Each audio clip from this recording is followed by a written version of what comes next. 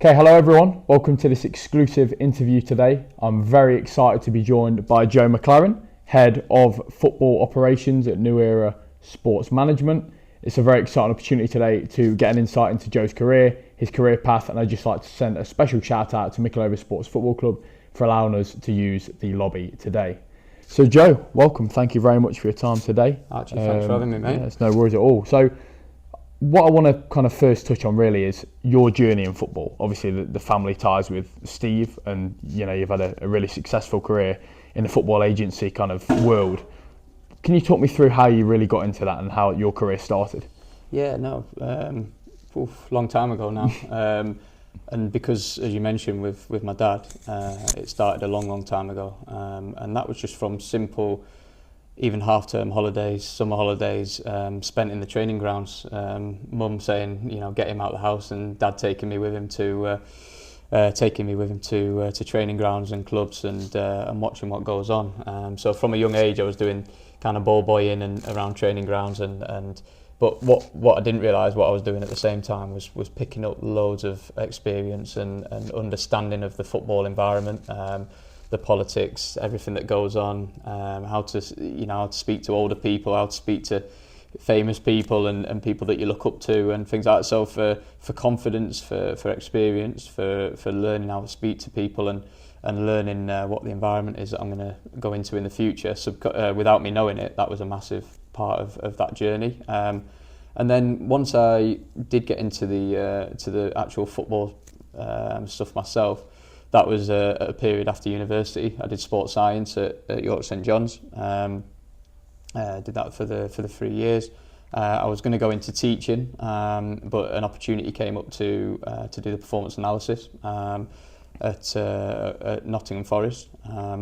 So I took that opportunity, deferred my entry to the teaching degree after that, and that was it. I was away, and what's been interesting really, and where I've been really lucky on my timeline, I've always hit opportunities at the right time. So performance analysis was becoming huge. The influx of technology and even now what you see on TV and what's going on day to day in clubs, there's just no hiding place, and that was really coming in as I was getting to that point. So there was people like me coming out of university and things that were getting into the game, that had a good knowledge of football, that could use a computer.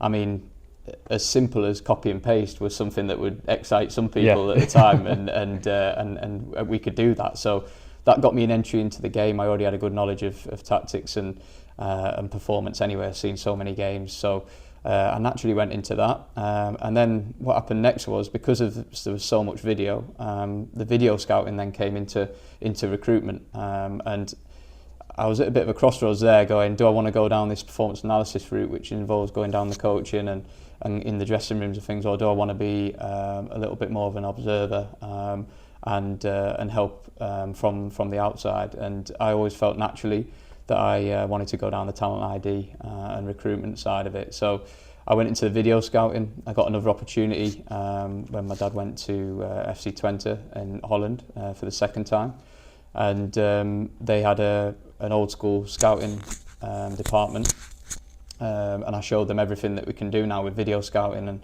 I set up that there, and it added on really well to what they were already doing, and I became an important part then of the process that was going on at FC Twente in terms of signing players. So we'd sit in meetings and they would talk about players in an old school way, and I'd bring up the clips on the board or bring up some stats on from the websites or wherever you could find it at the time, and it just was a really good add-on to the discussion of what we were talking about. So that was an amazing experience. That really brought me into the recruitment side. Learned loads over there. My dad came back, and I stayed there. They wanted me to stay. I stayed there for another year, and then when I came back, I came back to England to be this time more of a specific scout. So again, I hit a time where departments were splitting up. It wasn't just one scout or an area scout. It was even scouting for emerging talent, for abroad, for different places. So I became emerging talent scout, which was really focused on that 16 to 19, who were the best ones coming up at the moment. So I started doing that at Derby. Then I went to Southampton. I had a great year and a half at Southampton doing emerging talent as well. And it was brilliant because it was looking at young players that were playing under 16s, but it was also looking at first team players that were having their debuts as well. So I was really mixing the age groups together and learning what was making a player have that success and that pathway into the first team. So that was great. And then again, the way that the recruitment departments were going, they were starting to get people like myself in that was running departments and being heads of different areas. And the head of recruitment role became a massive part, not just chief scout, but head of recruitment with loads of different aspects underneath. So you needed an organisational background and not just being able to pick a player. It was also can you speak to agents? Can you get all the information from everywhere that you can get it? Can you go to 5 games in a week? Can you watch 10 games a week on video? Can you do all these things? And the opportunity at Derby came to be head of recruitment under a technical director, and then I did that for 5 years. After that, under 5 different managers, and all the ups and downs that came with that. So that was really my pathway into football in a nutshell, really. Yeah, I mean that's great, and that's really interesting to hear a unique perspective of that kind of story, because you hear managers and that kind of thing and their path to different clubs, but to hear it from your point of view is something different, and a lot of people will be interested in that. But you mentioned your time at Derby. I mean, 5 different managers. How difficult can that be for you to work in? I assume they all have different ways of thinking, strategies. How difficult can that be, or different for you as in that kind of role? No, it was really tough, and it wasn't a negative thing that we had different managers either. Sometimes it was moving on to different things, or it wasn't just people failing and getting sacked either. So it was a manager was leaving in all different circumstances. Some doing well, some not doing well. But no, the biggest challenge was, like you said, the continuity and the consistency of what we were able to do as a recruitment department. So when you've got the manager, a new manager coming in, you're really trying to get that trust with them. And the trust is different things. It's them trusting you that you're there to help them, because in football everybody's got a little bit of a who's with me and who's against me type of attitude. That's just the nature of the environment. So initially they're looking, can they even trust you as a person?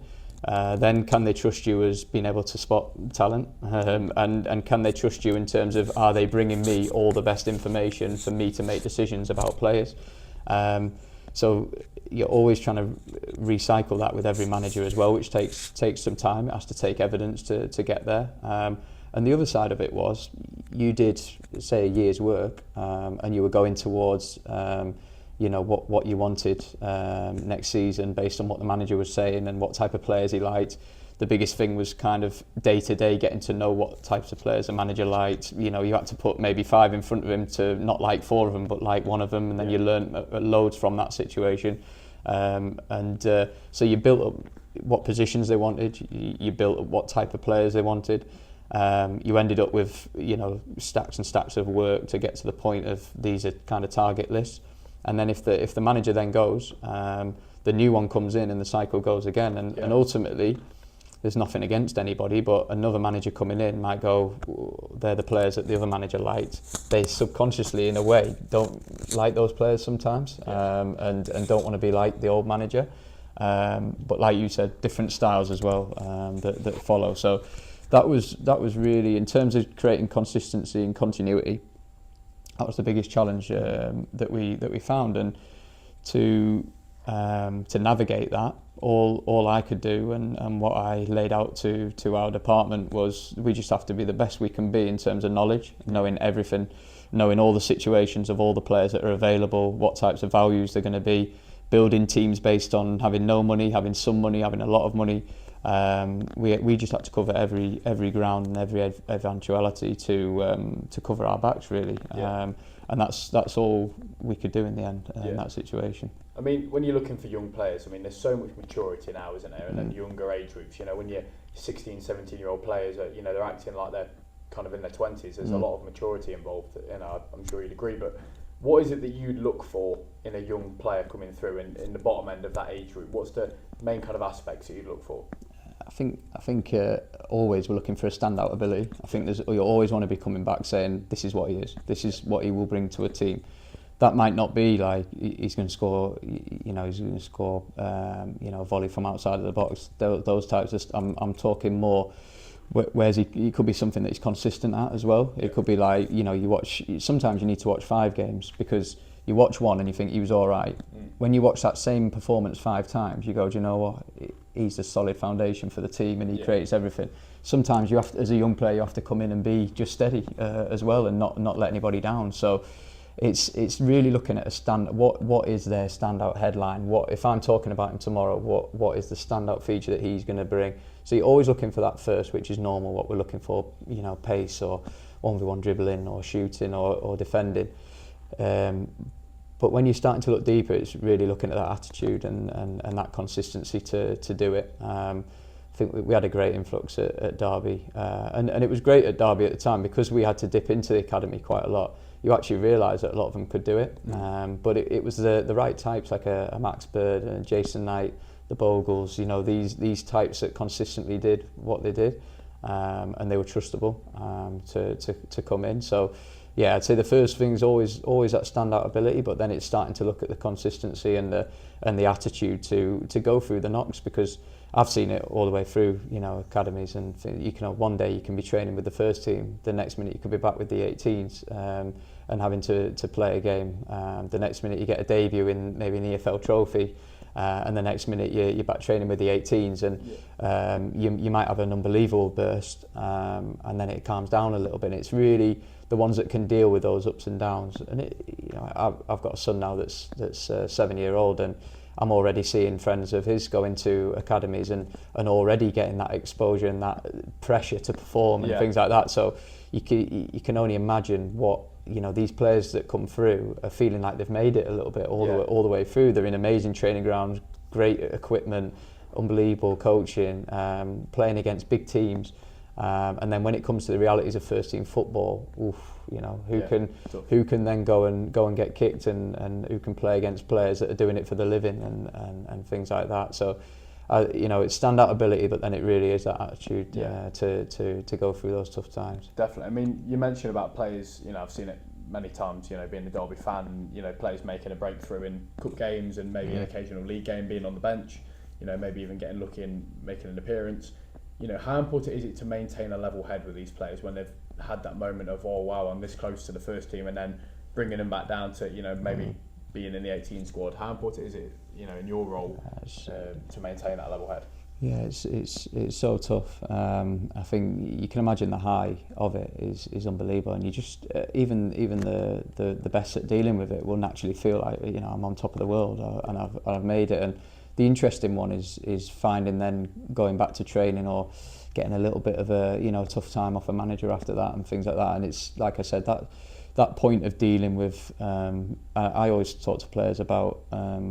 A lot of them, like I said, they get a debut and then go and play for the 18s, and it's hard because when you train with better players and you play with better players, you become better as well, and you can have a bad pass but it looks good because the best player on the pitch has controlled it or whatever, and you go back to 18 and you think, wait a minute, why can't you control that? And it's going back, and it's also when you've been training higher or playing higher, it's that intensity that you've been used to and stuff, and then you maybe drop down again, and it's that drop in intensity.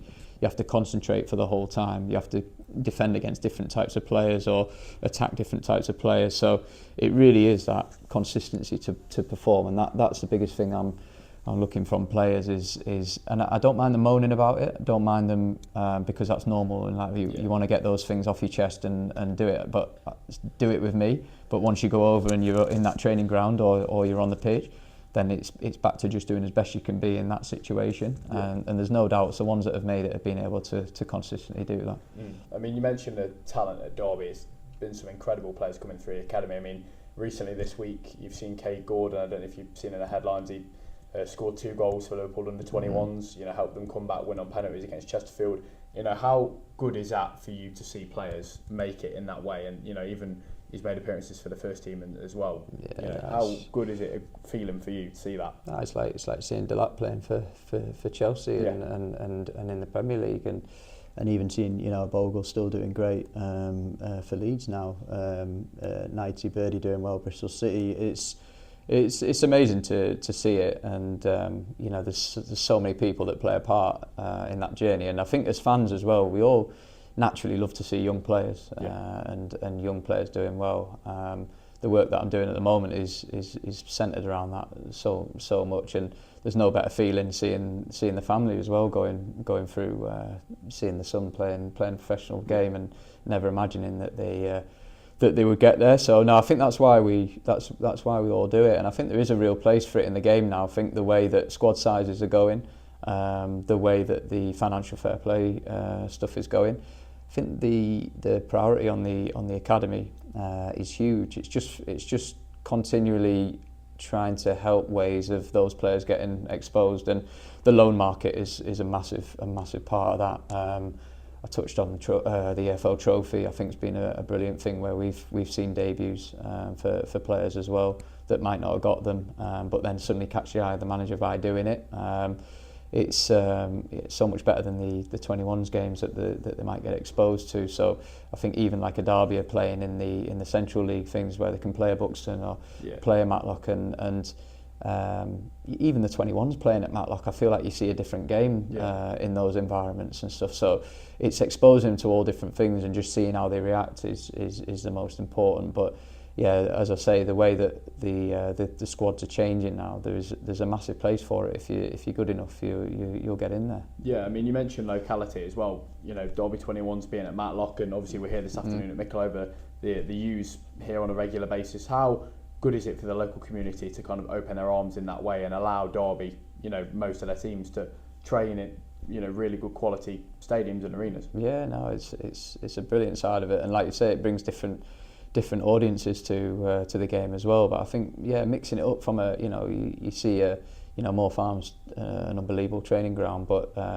I've never seen a game there where it's not windy or raining or feeling like the training ground, So it does have to be at stadiums, and I think Matlock especially, when I've been up there to watch games, it's got that pie and peas and a pint feel to it, do you know what I mean? Which is class on a Friday night, and the players 100% feel it. I had a player that played for the opposition, played for Arsenal against them, and it's the most intense I've seen him as well, for an away player as well. So yeah, I think it's important, but it's also giving them a really important view of what they're getting into as well. It's not all about these shiny training grounds and nice stadiums, and so they're going to have to. Not all of them are going to get straight in the first team. They are going to have to go on these loans, and they're going to go to places like that. So they need to go and smell it, and it can't be a shock when you then go there to actually play for those teams as well. Yeah, I mean, non-league is so important in specifically Derbyshire, but all around the country. But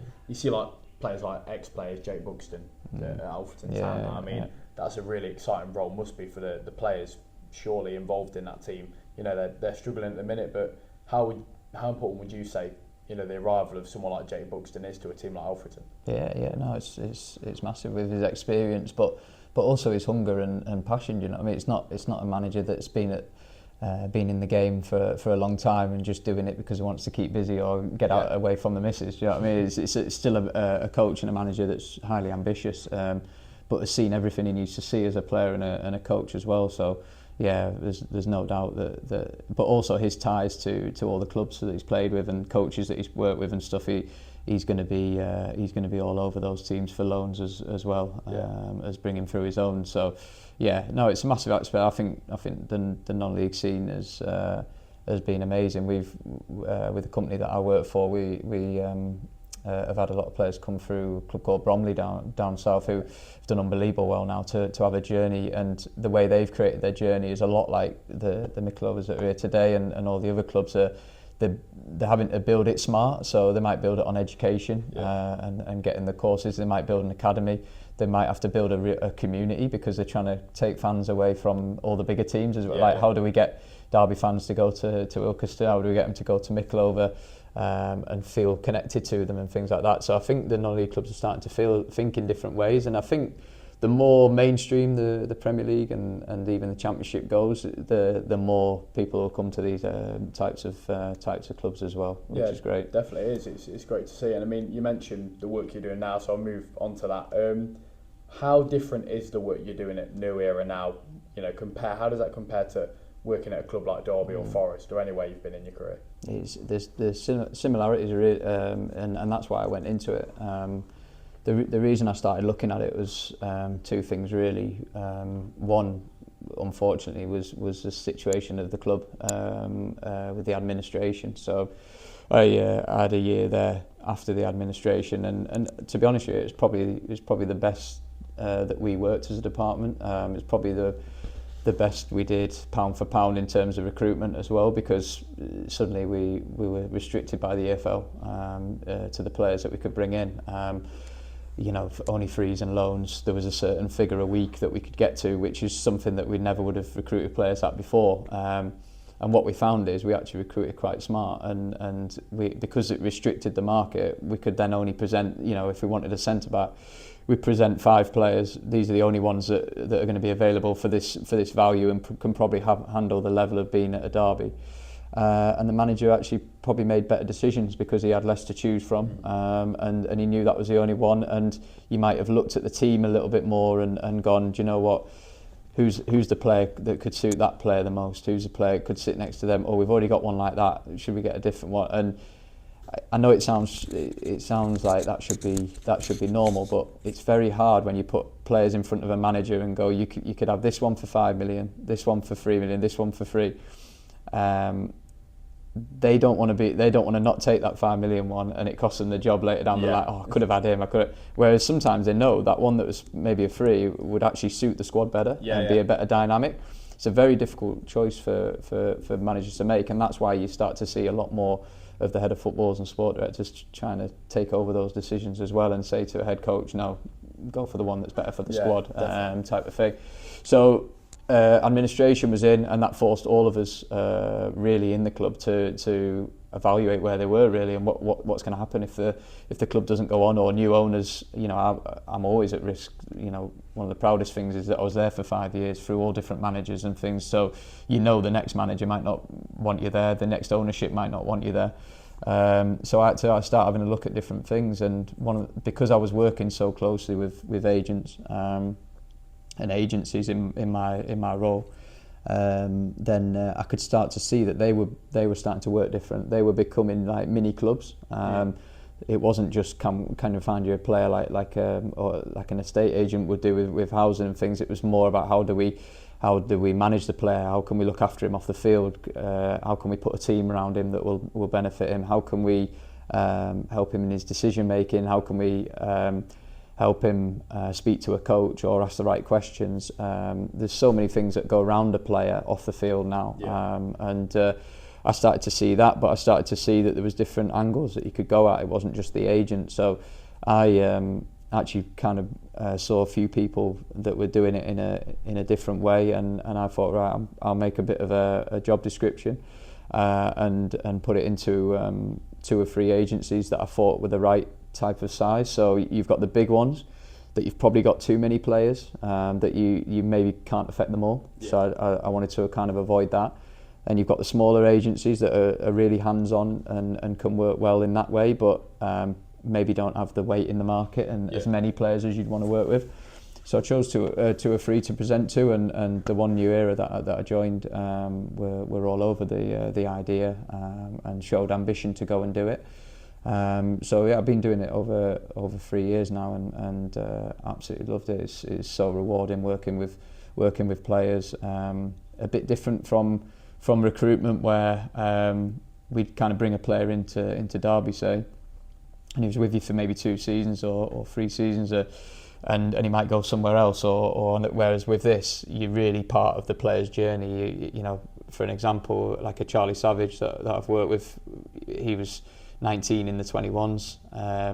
You work with him in the 21s to get better and try and find the motivation and the ways to get better in there. Then first loan, which was a really hard first loan at Forest Green, and a new manager straight away in that situation as well. He had to play out of position, helping them all through that. Then going back to Man U in the summer, being a captain of a friendly game, thinking I'm Man U and this is brilliant. But then to be making a decision, how far are we away from the first team? Should we go on loan? Should we actually go on a permanent and become a different player for a different club?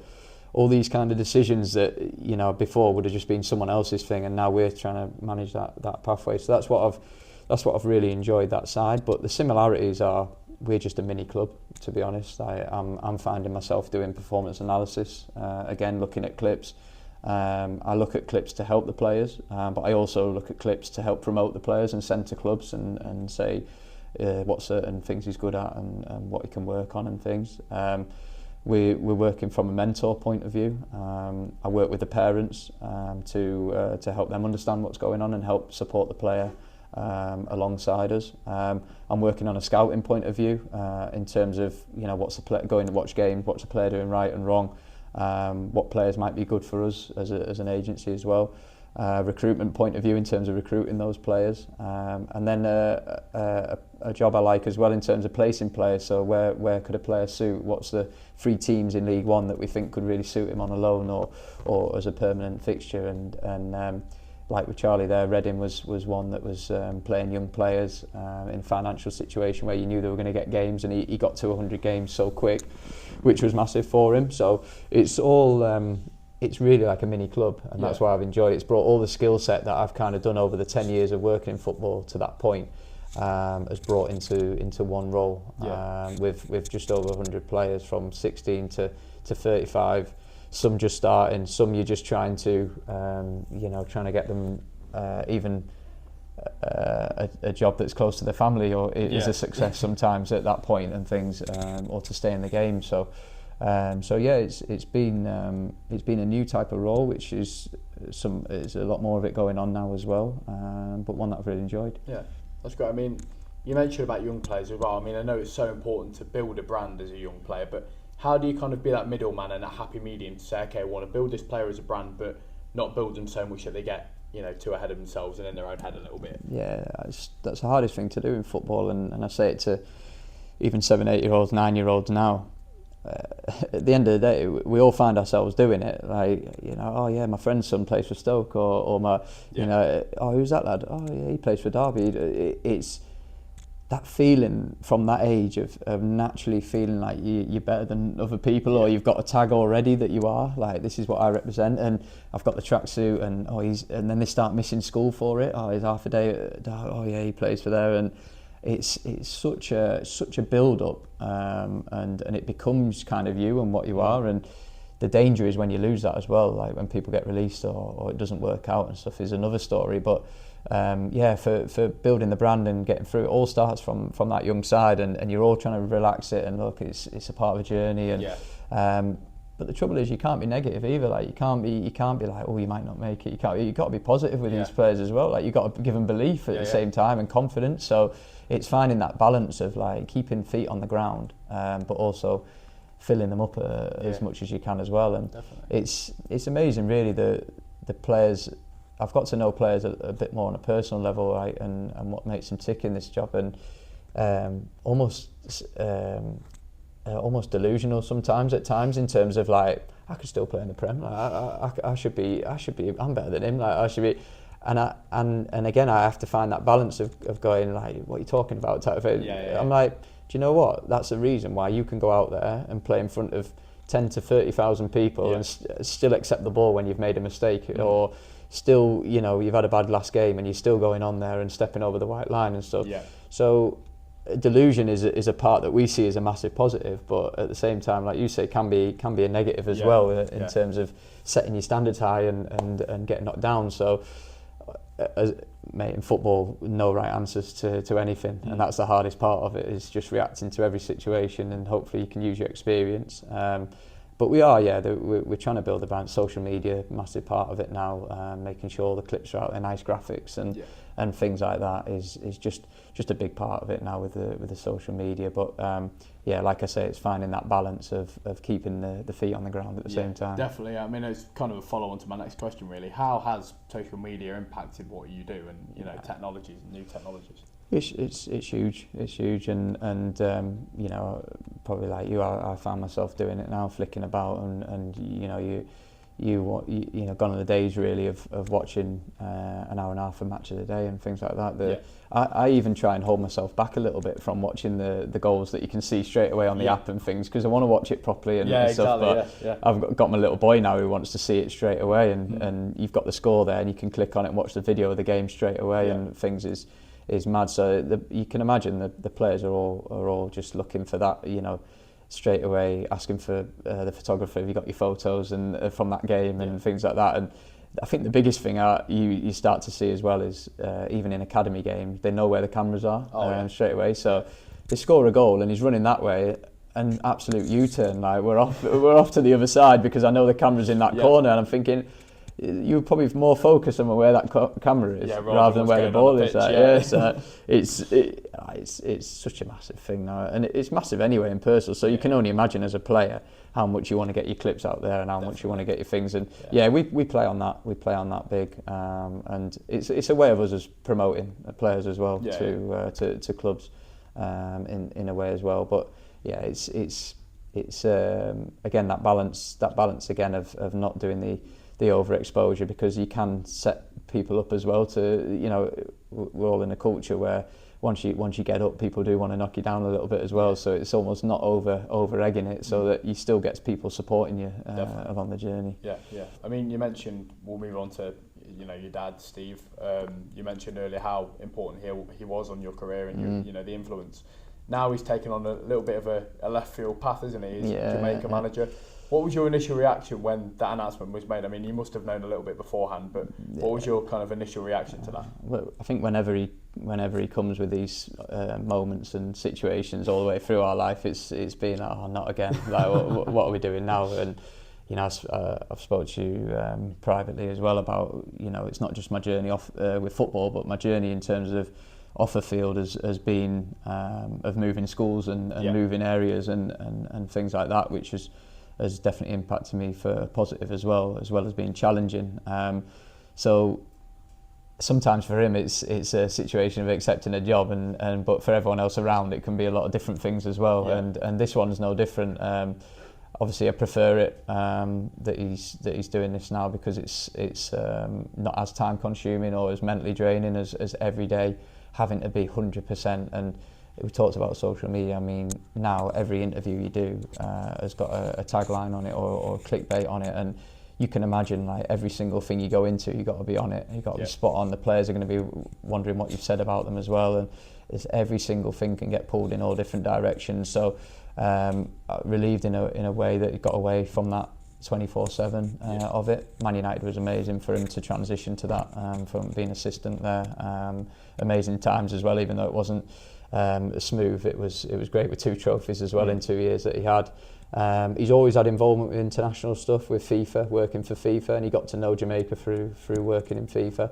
And the opportunity came up, and it's opportunity where he scouts and works on the players from England, and then travels to Jamaica for the games. But it was instead of being like, oh brilliant, great job, I'm always on the other side thinking negative straight away, and I'm straight away thinking memes and social media, and I know exactly what's coming, cool runnings, all them things are going to be flying in, and I was just waiting for it on the phones. And to be fair, so far, touch wood, it's all been really positive, and I think he knows how to do. He embraces cultures, embraces where he's going, and I think at the moment everything's has been positive that's come up. Definitely. I know we're all waiting for something that's going to be a little bit that can knock him down, but you jinxed it now. Yeah, that's it. But he's done well there.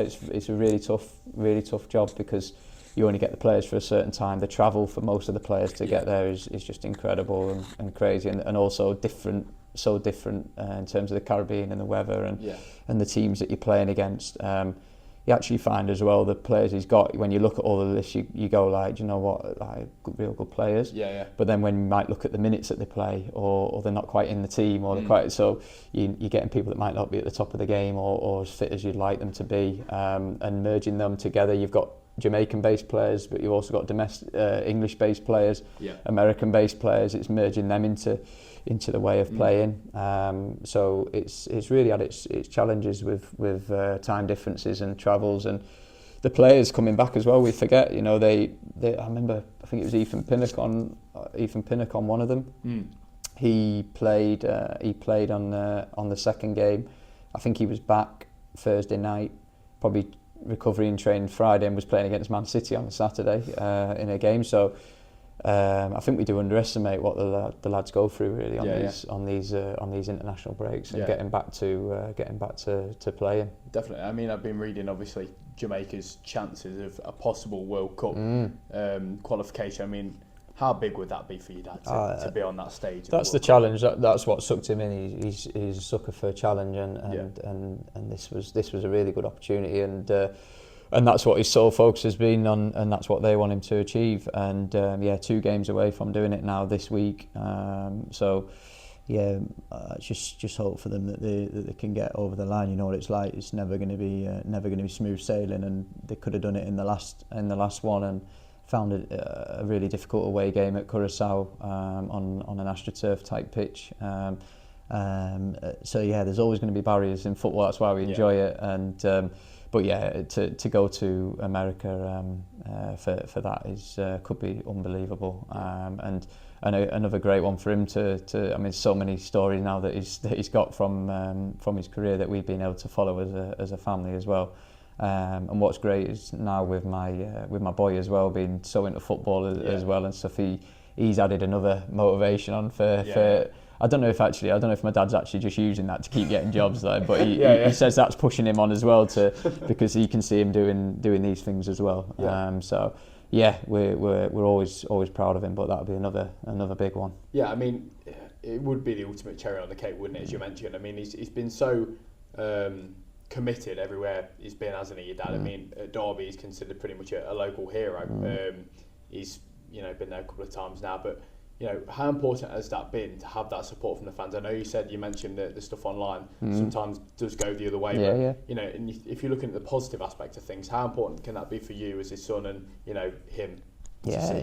Oh look, I've had best times of my life, but also the worst, and you can't get away from like the times with England and stuff where you've got a whole country against you really in that situation, and there's nothing worse than that. And I've sat in and gone and hid in bathrooms and gone and locked yourself in your house when games are going on and things like that, because it is that important. It means that much, not just to yourselves, but from the environment around. And we've had it. We lived up north at the time, and there was vans with all the satellites all down the road, But what you do is you kind of living in a bit of it's a bit unreal really. It's a little bit like a soap opera, and I try and keep it. I try and keep that perspective that it's not a personal thing. It's just what people can see and what people are passionate about, and it's not directly personal against anybody. It's we all sit there at times sitting at home going, how bad's he? Or I bet he's the worst person ever, and type of thing, just from what you've seen in a snippet or in a certain moment. So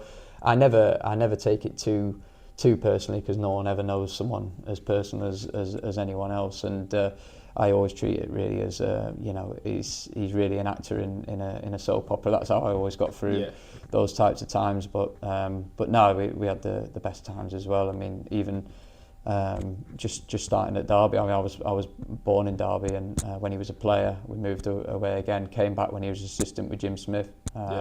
Lived in Alice Street here, where I'm now back living, and used to go to all the away games as a year 5, year 6, and type ones, and those big Man United away games, one shop and Liverpool away, Carbonari and all that. So it's you get all those memories, and then going to Man United was incredible, because it was the 98-99 treble season. So to walk into that, and I went to the FA Cup final, went to the Premier League last day, went to the Champions League at Camp Nou, for the late 2 goals. You know, it's amazing. And I think one where I was older, I could take it more in was FC Twente. That was like, you know, that's like a high to mid-table type team. Winning the league was an unbelievable achievement over there. To beat the Ajax team at the time with Suarez and other top players, like was to achieve something over a full season is unbelievable. And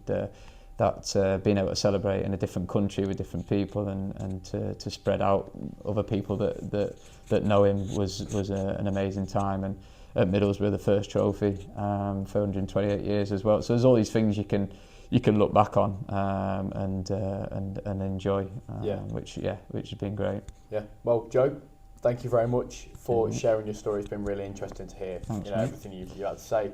Thank you everyone for watching. Please make sure you're liking, sharing, and subscribing to my YouTube channel, Archie Brown Journo. You can also catch me on Instagram with the same handle as well as TikTok. Joe, thank you very much again. Thanks for your time. Thank you. Cheers, Archie. Cheers, guys.